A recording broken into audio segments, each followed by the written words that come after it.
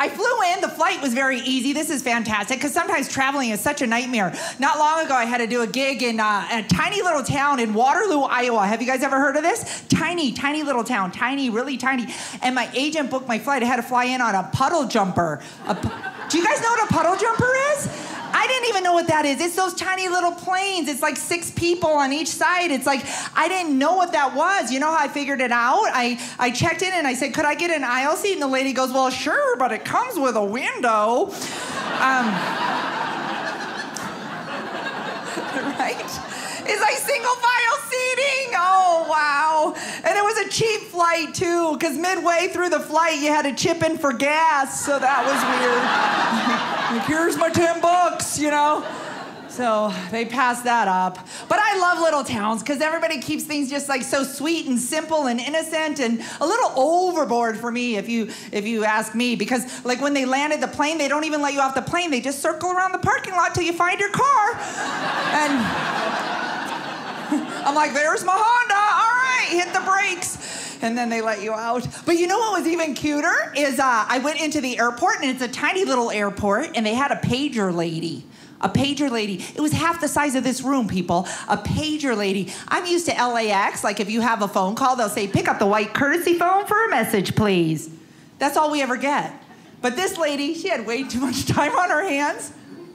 And she was sharing all this information that I had never, you know, way more information than I really needed, because it's like, paging Mr. Steve Burns. Mr. Steve Burns, yeah, your wife called. She needs you to pick up some milk on the way home. 2 minutes later, paging Mr. Billy Parks. Billy Parks, yeah, Becky called. Boy, is she ticked. She said, if you want to find your stuff, it's at your mama's house, you cheating liar. Paging Kimberly Wald. Kimberly Wald, congratulations, honey. Your test results were negative.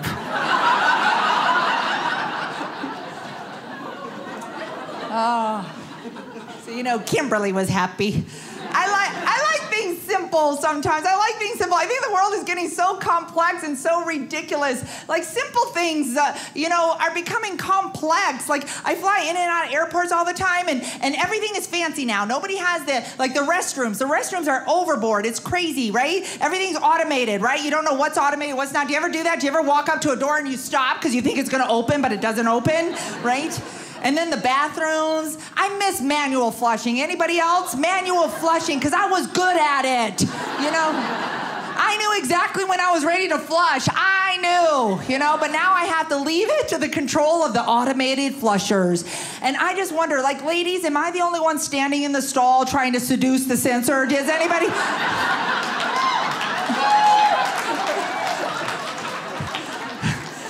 Do you ever, like, catch yourself and you're trying to trick it? Like, come on.